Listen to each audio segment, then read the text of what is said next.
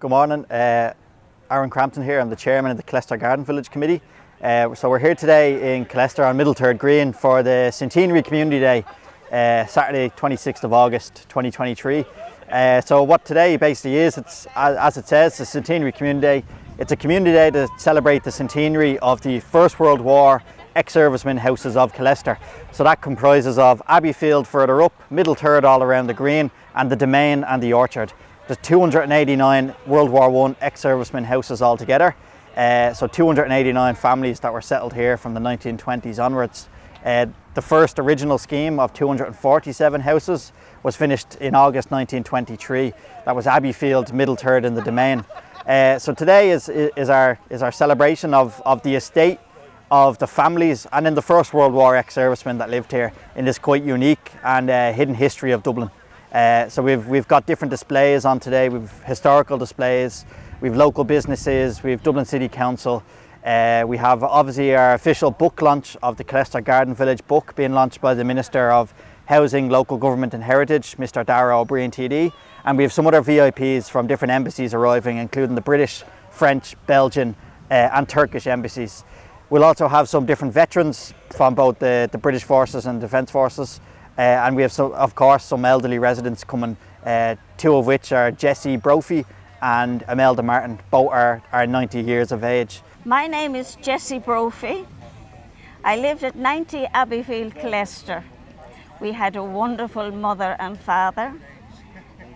And we went to school in Raheny National School. We went to Clontarf Methodist Church. And as I say, we had a wonderful life. We had a wonderful mother. Yeah. My mother's name was Agnes. Agnes McLaren. And my dad's name was John, although my mother called him Jack. She always called him Jack. Yeah. I don't know why, but we knew my dad as Jack. And my mother belonged to the British Legion. And we had wonderful excursions to Skerries. We used to go from the British Legion down to Killester Station. My husband was station master at Killester Station. Don't forget, Jessie, that we used to get a bag of broken biscuits. Jacob used to supply them, and we'd all get them here at the Legion Hall, and we'd eat them on the way to Skerries, you know. And they were marvellous days. And if we didn't go to Skerries, we always went to Bettystown, one or the other, you know what I mean. But we met here and were taken down by the train, and that was a novelty to us, really, you know, kind of thing. You know. We had our little roll of streamers to put out the train window. Yes. And we started off from the Legion Hall, Yeah. down the dump to Killester Station. And got on the train and had a wonderful day. Yeah. Although we were very poor, we were very happy. Yeah. We were very loved. Our mother loved each. My mother had 14 of us. Yes. Yeah. And I'm the 13th child on the 13th day of July. I was 88 July. And I'm 90. Not yet, you're 89. Well, I've only a few months to go. Yeah. Can you tell us about your dad? So was your dad one of the soldiers that the houses were Yes. built for? He was a gardener at Walmore Lodge when they first came. Yeah, to that Ireland. was after he left the army, Jessie. Yeah. And then he was a station master on Eamon Street. the British Railway, you know, at Eamon Street then, you know, kind of thing. But he was in the army, and I read a brother, Tommy, he was in the Royal Fusiliers. And then we had another young brother, Cecil, and he was 21 years in the Royal Navy, and he only died last year at 89 years of age. He wanted to come home to Dublin to celebrate his 90th birthday, but he never made it. And then we had a relation went down on the Titanic. That was Brendan O'Toole, was it? Something in 1912 or something? Yeah. Something like that, yeah. They lived at Feltram in Malahide. Yes. Yeah, So there was all these big families. My father came from a big family of 10 down in Feltram in Malahide, you know. And then his sister lived in Swords in Venetian Hall, and she had about 10 children. So they were all big families then, you know, kind of thing. But we never had much, but yes, we had everything really, you know, kind of thing. We were never hungry. Never hungry. No, Mother tilled the garden to yes, feed we did. us. And we had a greenhouse and all then. And She was caretaker of the Methodist Church.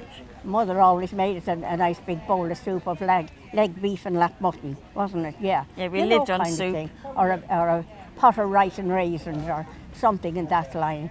You know, we only had one pair of shoes, but we never needed any And more, holes, you know. we had holes in the soles. And we had to go down the woods and gather sticks for the fire. That's right. Or we got no dinner. Yeah. You know. You know. We had a wonderful life. We could never say we were hungry or Yeah. we And were always loved had- and we were Yeah, fed. the penny meter, the penny gas meter, you know. And when my sister Jean used to look after us, and there was no money, and she used to cut holes in the lino behind the door and put the penny in, just make the shape of a penny, you know, kind of thing. But they were good times. They were. And we yes. slept 6 to a bed on the floor. Yeah, you know, yeah, two, but the boy slept up, you know, up there, and maybe the boy slept down below, but always, you know what I mean? We There were was a very gang of us innocent in bed. those days. Yeah, there was. We slept there, and I think there was a bed behind the front door. We only had 2 bedrooms, you know. And we were bath in front of the fire. Yes, The girls first and then the boys and after. all the same water, you know, throw an extra bit of water to heat it up. Boil But, the kettle on the fire and heat up the bath with That's it. right, that's right. Yeah. And my mother with the what you call it, the bath of water on 2 stools, with the washing board scrubbing it every Monday morning, you know. And my father's suit was made of indigo tweed. It went into the pawn on a Monday and out on Friday. Yeah. That's why it was called indigo tweed. And the time my father was very much in the union in the station, and there was always a union meeting maybe now and again, and mother had pawned his overcoat, and he came home with the meeting on that Monday, and mother didn't know what she was going to do, so she ran into Mrs. Hoey next door to borrow his overcoat to go to the meeting. He never even knew it was a different overcoat. He put it on, you know, kind of thing. They were hard times, but they were good times, you know. We didn't have a wardrobe because we'd no clothes. We didn't need a wardrobe. No. But so anyway, I think that was it, you know. Yeah. Well, ladies, you have a much better memory than me. You told me you wouldn't remember much. Well, it's amazing once you start talking, it all comes back to you, you know. Yeah, we went to Raheny National School. Yeah. And as punishment, the teacher, she'd keep us in at 3 o'clock till she heard the train going, and then she'd let us out to walk home. Yeah, you had to walk home, yeah. And yeah, my mother all the used to way. say, do not come across the fields to school, come round the roadway. And we used to go into the chapel and bless ourselves. And the teacher would pass in the bus and see us, and then we got punished the next day for doing that. Yeah. Oh, yes. We had a wonderful life, although we were very poor. Yeah. Never hungry. No, I don't never remember, I can't remember a bad day in my life. Yeah, I remember one time my eldest brother Tommy wanted an apple tart, and mother said, well son, if I had a few apples I'd do you a tart. And within about 10 or 15 minutes Tommy came back with a bag of apples that he'd after robbing an orchard. So we had the apple tart, you know, out of robbed apples, you know. It's amazing. But we, you know, nobody minded. You know, nobody minded. That's wonderful. Yeah. fantastic. Yeah. Well, good afternoon everyone. We're finally ready to kick off. I want to thank you all for coming. It's great to see so many. And we're honoured to have Minister for Housing, Mr Darragh O'Brien, and our Chair, Aaron, here behind me. I just want to cover a few safety precautions. I know, but they have to be done.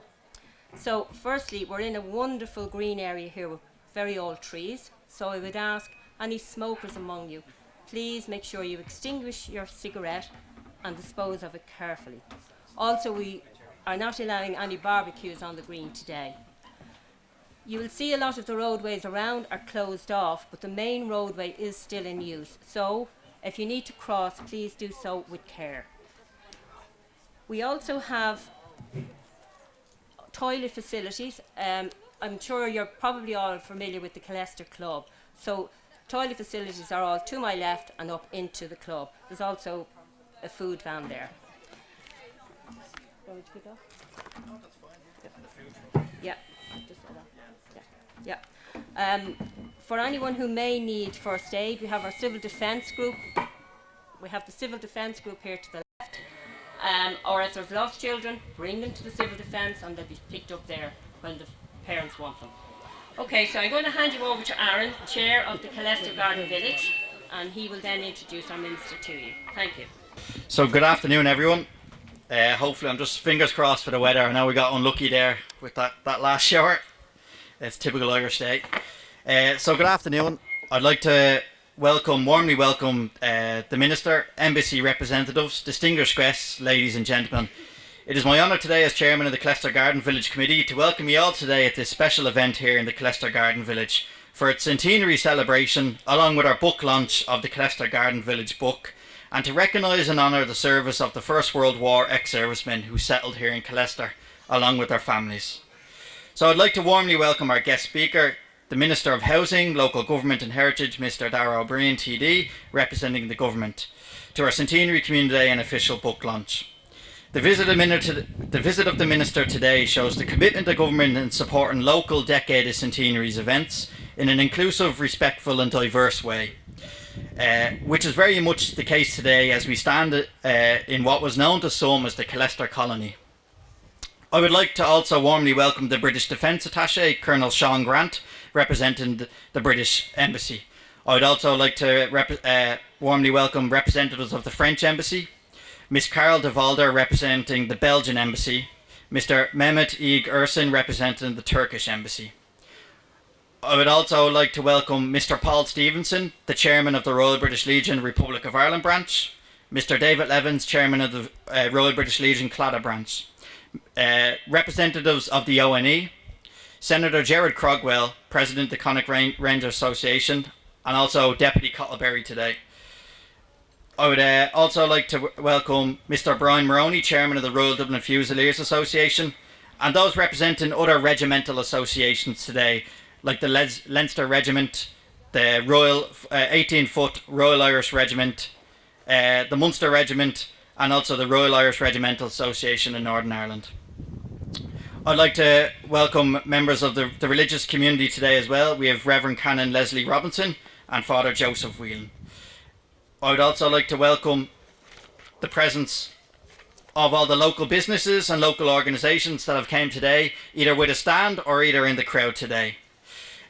Also Dublin Fire Brigade, their district officer today with their crew, the pipe band that will be playing shortly later, and also members of An Garda Síochána supporting today's event, especially our community guard Darragh from Clontarf Station. I'd also to welcome later on, which will have Irish dancers on the stage and the St George's Brass Band. Also our official photographers, Mr Peter Purdue, a local here in Killester, and Mr Patrick Hugh Lynch. Moving on to other local businesses, I'd like to welcome and thank you for the support the Beachcomber pub in Killester, Expert Hardware, and all the other local businesses down in the village that have supported today by providing something for our raffle, which will be later on. There's some great prizes in there and I'm going to buy a few tickets myself. I'd also warmly welcome Mr Michael Nugent and Mr Nigel Henderson, who are our outstanding and professional researchers that were the main drive, and actually they're the ones who put all the hard work into the book. So all the credit really goes to Michael and Nigel. And as well, all the other contributors of the book, as it was really a community effort. We had Mr Tom Burke, MBE, also from Killester, that was involved. We had Miss Jan Glover and Mr Patrick Hugh Lynch, who's also our photographer today. I'd like to further just thank everyone that was involved, all our volunteers and everyone on the Killester Garden Village Committee today with the event set up today, with the hard work putting everything today this morning, and also the weeks and months leading up to today, be it out dropping leaflets or organising different businesses or stands to come today. So I'd like to really thank you, sincerely thank all the volunteers and the committee for all the hard work put in over the last few weeks and months. And my last thank would really go to last two thanks, apologies. My last thank goes to all our local councillors here today who've supported us, and local TDs. They've really put outstanding work, behind the scenes and in the background, of supporting our group and our committee, supporting the event today, and getting Dublin City Council on board in various ways. We have Dublin City Council Library, and also for them supporting today's event with our commemorative community fund. And then my last thank goes to two gentlemen that have made huge impact towards the book. As you know, it's a not-for-profit, and it's been a really community effort to get the book launched. It started back in November when I asked Michael and Nigel could they research all the ex-servicemen and families. So that's Mr Eric Gannon from Ancestry Ireland, who also lives in Abbeyfield, and Mr David McKay, who lives in Artane of Dunan, Ireland. They both donated from their companies, from Ancestry Ireland and Dunan, Ireland, towards the funding, towards the book's research and the publishing of the book. And we really couldn't get the book, here today, present there at the stand, if it wasn't for those two donations from Eric and David. Unfortunately, they couldn't be with us today as they're both away on business. But I really thank, and I think everyone really appreciates their financial donation towards the book, which is an outstanding piece of work. So that's the end of my thanks. There was a lot there, because as you know, and I'd really stress the point, it really has been a community effort. There hasn't been one person that's been driving this. It's been really everyone behind, from locals volunteering, from local businesses, local organisations, different regimental associations, and of course Michael and Nigel, and of course then everyone on the committee that have put in, huge amount of hours, all voluntary, to make today special and a great day overall. So without further ado, I'm going to pass you over to Minister Darragh O'Brien, TD. Good evening, Margaret. HÉireann Díomh Galéireann Tróna Curran Fairfáilte go Killester and you and Gohora Gurmila Margaret Vas and Curra con Convey and our law on special the law starrel Donacona Hori e Killester. Thank you so much for the invitation to be here today and to join you on this very special historic day here for the community in Killester, and to launch this wonderful book, which I'll talk about in a moment. Just if I could say at the very beginning, as we gather as a community here today in celebration and in commemoration, another community in Ireland is gathering in mourning, unfortunately today, our colleagues and friends and neighbours in Clonmel. So I know that they're all in our thoughts and prayers after the terrible tragedy. 4 young lives lost yesterday, and I know that they will all be in our thoughts and prayers here today. So I just ask you to pause for one moment and just to remember the community and our friends in Clonmel and County Tipperary.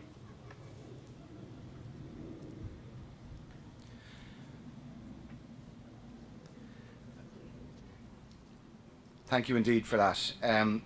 Real pleasure to be here today. I know Killester very well. I'm a Northside Dub myself, and it was just down the road in Malahide, and the committee were giving out to me that I brought the rain with me from Malahide here today, but it's cleared and it's great to see it. And I really want to pay particular thanks and mention to the chair, Aaron Crampton, indeed the researchers, Nigel Henderson and Michael Nugent, who are here today and whose efforts have brought to light the truly unique and rich history of the residents of Killester Garden Village in a most respectful and an inclusive manner. And Aaron has mentioned all the different people who've been involved in this wonderful project. I, as a near neighbour of you, was quite familiar with some of the history of the building of this area and the homes that were built here post World War I, but I'd never known the richness of that history and the connection that the residents have here. Still, many descendants who have for decades actually been living here, descendants of ex-servicemen who fought in World War I, local businesses and sports representatives, and indeed the wider community. The launch here today marks a very special day as the Decade of Centenaries comes to an end this year. The Decade of Centenaries programme was established with inclusivity in mind, and over the past 10 years the programme has encompassed the different traditions on the island of Ireland and has provided real opportunities for us to focus on the everyday experience of ordinary people who lived through extraordinary times, and today is another opportunity for us to do that. Today has actually brought back the forgotten and many who were wrongly maligned over the decades. The book details, through 300 individual accounts, stories of bravery, of hardship, of misery, and indeed of triumph. Young men who travelled in their tens of thousands from Ireland, 200,000 indeed, to fight in World War I. 50,000 nearly who lost their lives and gave the ultimate sacrifice. And on their return, they came back to a very different and a very changed Ireland, an Ireland that had changed utterly. And they didn't receive the credit for what they did. And instead, in many instances, unfortunately, they were met with scornful ignorance of those who were indifferent as to what they had been through. But it is through days like this that we take back their history, that we suitably and respectfully commemorate them and remember them. And these 247 homes here in Killester, the largest Irish World War I ex-servicemen housing estate in Ireland. And they were completed in 1923, and it's only right and proper now that 100 years on that we remember it. But not just to remember the development of this estate, the people, the families, the stories, the sacrifice that many of the men who came and lived here and indeed who helped build these homes, that they're remembered here today. These homes were carefully planned, as you know. They were designed in such a way as to assist the ex-servicemen in transitioning back into civilian life. There was an emphasis on being close to nature, on the open air, and creating a neighbourhood and a brotherhood. And it's exactly what we strive for today. Killester Garden Village is a wonderful account of what can be achieved through great times of hardship. It provides a really timely reminder to us in government 100 years later of actually what can be done and what needs to be done to support families and to build not only homes but to build communities such as this wonderful community here in Killester. I would say, Aaron, it's a real pleasure to be here today and to be joined by many of my colleagues. I see them here: Senator Crockwell, Deputy Berry, Deputy Haughey, MEP Barry Andrews, and indeed our councillors who are here today. Councillor Heaney, I see Deputy Cian O'Callaghan there also, and it just shows you with the breadth of public representatives here, the support that they have for this wonderful project and for this initiative. It's a fantastic book, and I'm really looking forward to listening to the researchers here today.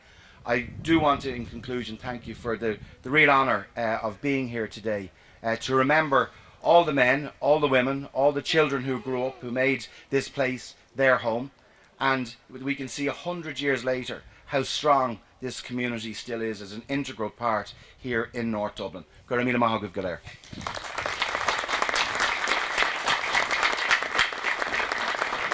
So I'd just like to take the opportunity then to, with Michael and Nigel and Tom Burke here as well, just to present the book to the Minister, then to officially launch it here today.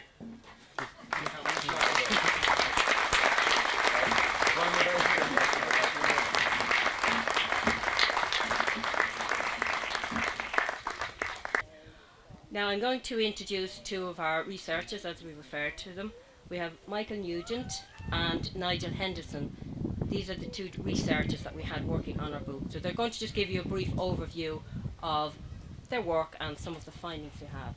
So, Michael, thank you.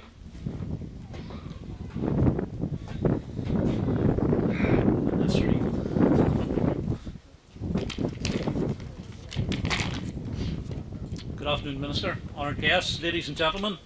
I'm delighted to be here today to celebrate with you the centenary of the largest concentration of homes for veterans returning from the Great War on the island of Ireland. I had first been in contact with Aaron in February of last year regarding the military service of his great-grandfather, Sergeant Jack Brophy, the Highland Light Infantry and the Military Foot Police, who resided at 90 Abbeyfield.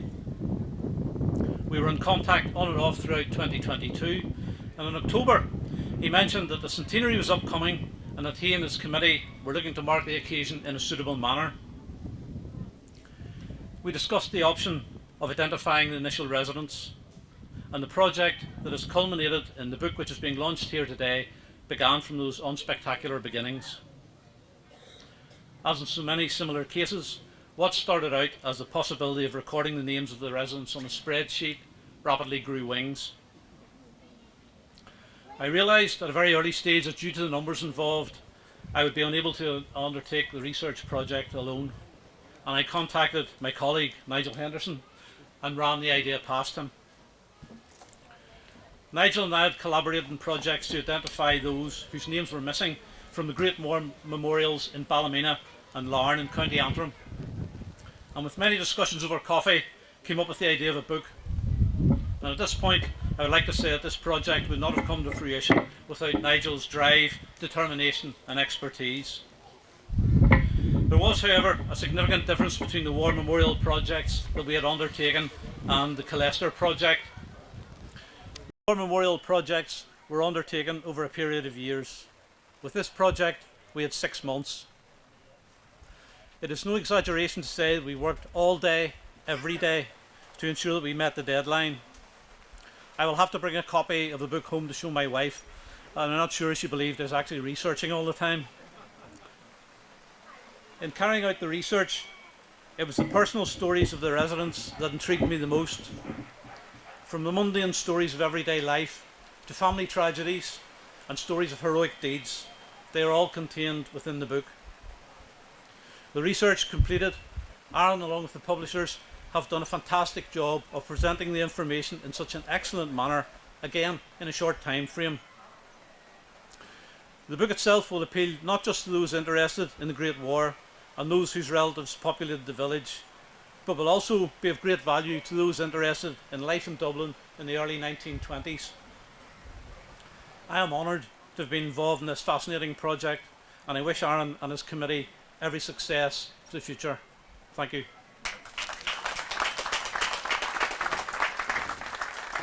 Thank you, Michael. We will now hear from Nigel. Thank you. Good afternoon, ladies and gentlemen. It's been said before, but it's an honour and a privilege to be here. When we look around the houses in this area, some of them have changed. There's been additions, skylines have changed. But if you look over to my right and to your left, there are two semi-detached bungalows there that are practically unchanged externally in over 100 years. Not sure what they're like inside. Rooms have probably been knocked together. But this project, and my apologies for everyone that's out there in the rain, I'm in the dry. It has been so interesting. I've been researching the 1,300 odd houses that were built for Great War veterans in Northern Ireland. So I had a vested interest just to see what the differences were. One of the differences is that some of the houses, bungalows here, were allocated to commissioned officers. And that was in all parts of this colony, this estate, this community. In Northern Ireland, I've only found one commissioned officer allocated a house by the Irish Sailors and Soldiers Land Trust, and he only received his commission in the latter part of 1918. Another difference I found was that one of the things we did when we were researching was to try and find out where the men and their families were buried, and then try and get photographs of the headstones. And in doing that, we found time and time again that the headstones said so-and-so of Abbeyfield, or Middle Third, or Killester, or the Domain, or the Orchard. I've never found that in any of the headstones for ISSLT tenants in Northern Ireland. I'm fighting a losing battle here. Captive audience, they'll be all heading round to the refreshments in the Killester Club. But this project was fantastic. We had very little to go on. Sometimes all we had was an initial and a surname, and believe me, when you're trying to research J. Murphy or P. Doyle, it is a challenge. But we managed to get information about someone that lived in each of in about 98% of the houses. We thought when we started, if we get 70%, we'll be doing well. But we ended up with nearly 98%. Some of those are very basic, and some of them are so extensive. Men who served in the Boer War, served in India, and then went on to serve in the Great War. Some of them then also went on to do home service or to join the Irish Army or the National Army, or, as we've already heard, the Garda Síochána, and other civil forms of service. These people were committed to service to their countries, whether it be Ireland under British rule or Ireland under Irish rule. And that's what made this community special. There were people here from all sectors of the community. It wasn't just Catholics, there were Protestants that lived here. And when you read some of Jan Glover's interviews with the sons and daughters of original residents, you'll see that time and time again they said they were Protestants, but they were just like us. They were maybe a bit more stuck up than us, or they thought they were special, or whatever. But we just got on, we played together. We didn't go to school together, but we played together. And we mixed together. It wasn't a divided community, it was a united community. And they were united by a common factor that the man of the house, if I can use that possibly modern sexist term, the man of the house had served in the British military in some way, shape or form during the Great War. And that's what brought these men together. 1923 is an important year. The building started in 1921. There were residents moved in 1922, and they described it as living in the middle of a building site. So whenever they were walking from Abbeyfield down to the Howth Road, they were walking through a building site. Now, health and safety, you wouldn't get that today. But then you've got 1923, July 1923, the Freeman's Journal reported that ex-servicemen living in Killester, Raheny, Clontarf and Howth got together in Killester to form a branch of the Legion of Irish Ex-Servicemen, 1923. The same year that the buildings here came to fruition, and 247 houses were occupied by veterans of the Great War and their families. In doing the research, as Michael has already alluded, we've come across some fantastic stories. We've come across some extremely sad stories. For example, children who were dying at the age of 8 or a few hours after birth to occupants of these houses. And those are tragedies at a basic level, at a family level. And how that impacted on people, we don't know. We've got people like Bill Haddon, who served in the Great War, was a civil servant all his life, and he was instrumental in arranging for part of the area to be set aside for a football pitch. That football pitch is now Donacarney United, and their grounds are named Haddon Park in his memory. That's community, bringing people together over something simple like football. And believe me, there's a lot of places where you can't get community involvement in football, or you get different views on who's the best team in the world or whatever. But we also had here, there was a Legion hut in the middle of this community. And that just wasn't used for Legion meetings or at Remembrance Sunday. It was used for community events. It was used for Christmas parties. It was used for wedding anniversaries. It was used for significant birthday parties and so forth, because this was a community of people. It wasn't just a group of people living in the same area. It was a community of people. In Northern Ireland, I know of 3 of the estates where there were Legion halls, but they were always outside the boundary of the... that's my 3-minute warning. Outside the boundary of the colony or the estate. This is the only one I know of where the Legion Hall was in the middle of the estate. Possibly because it was so large. 289 houses here. The largest one in Northern Ireland is 146 houses in Craig and East Belfast. Half the size of this. I'm not going to say much more because I think the book tells the real story. And if you haven't already bought the book, please buy at least 2. Because the more that are bought, the more they'll be available for ongoing projects as part of this community enterprise. Gura Maigat.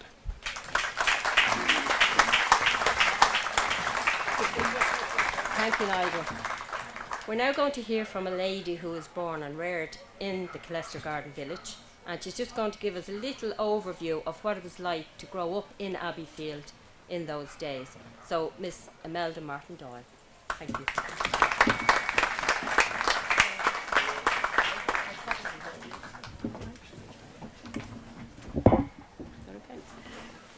I just want to say hello to everyone, and it's great to see so many people. It reminds me of the time we celebrated St. Bridget's Day here in Killester, and we all enjoyed it. It's great to see that everybody pulls together as they always did, and remember the men and women who made Killester what it is, a lovely village and a great place to live. I'm not going to say too much more, just have a lovely day, and it's great to see us all, including Joe Redmond down there. Thanks very much, and have a lovely day. Thanks, Nella. And we're now going to hear from Mr. Tom Burke, who is the President of the Royal Dublin Fusiliers Association. Thank you, Tom.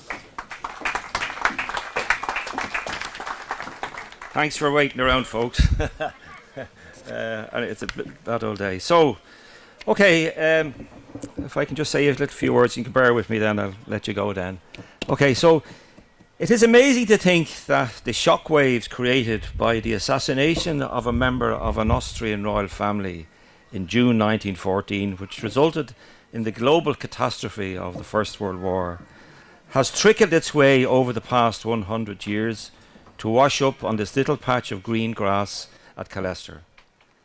Had that tragic event not happened, we would not be here assembled today. The tragedy of the First World War sucked in nations from across the globe. There were peasant farmers from Turkey, sheep herders from Australia and New Zealand, Gurkhas from Nepal, poor factory labourers from Berlin, Birmingham and Glasgow, and poorly paid unemployed youth from the tenements of Dublin and the back streets of Belfast.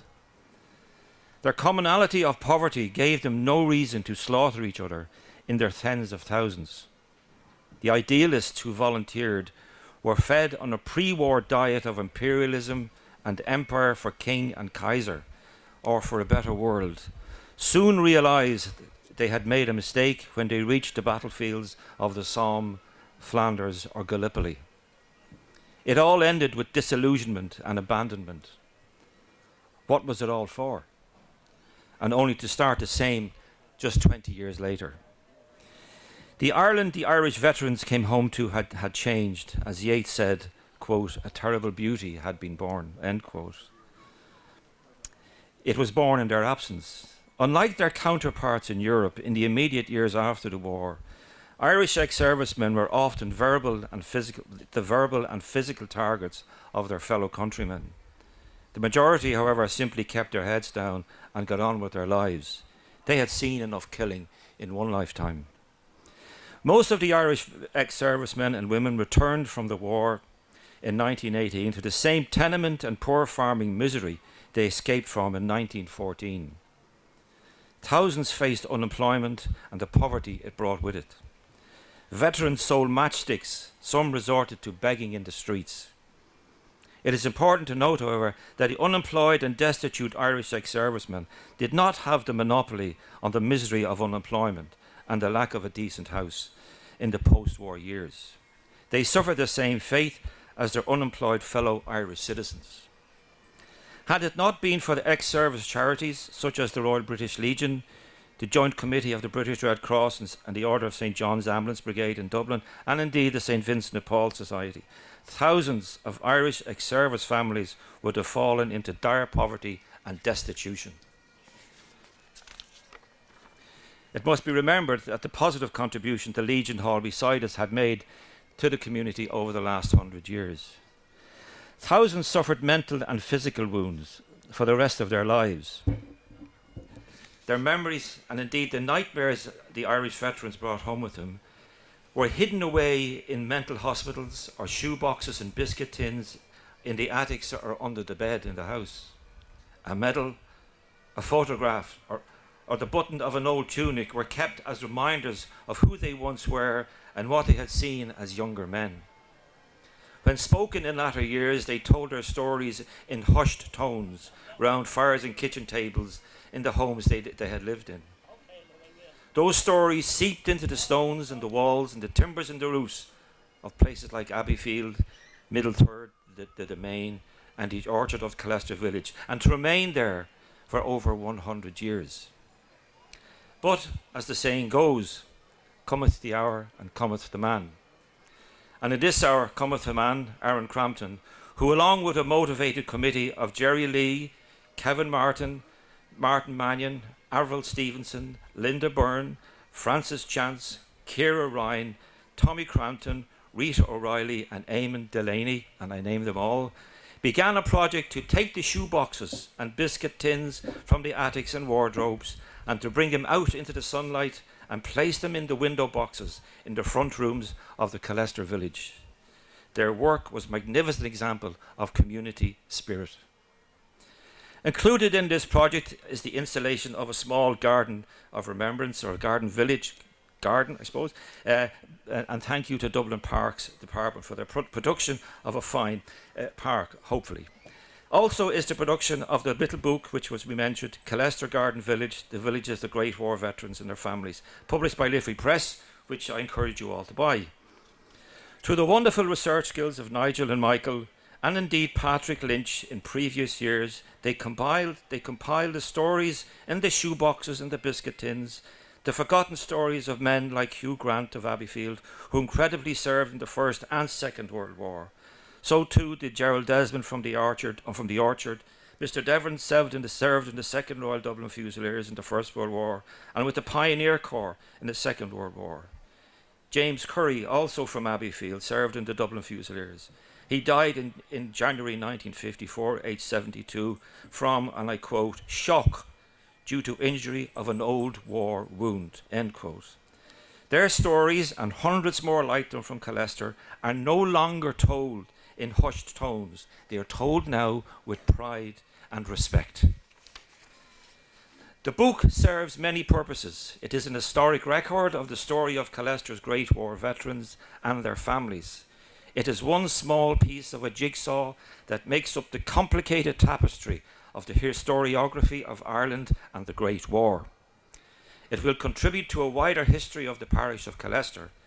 It has reconciling features and may act as a model project for similar veterans communities throughout the island of Ireland.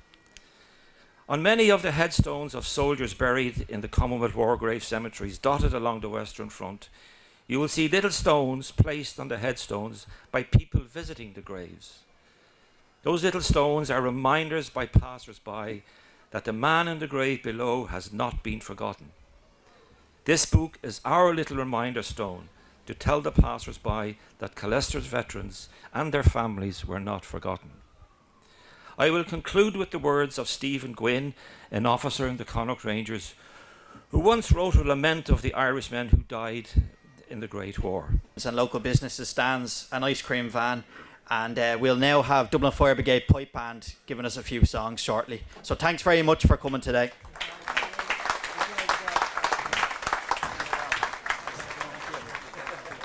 While I have the stand, I'd like to present a little gift to Aaron for all his hard work. I know this is not on the programme, but it's an old, it's a 100-year-old, not a 100-year-old t-shirt, but it's a 100-year-old commemoration t-shirt from the car club I'm in.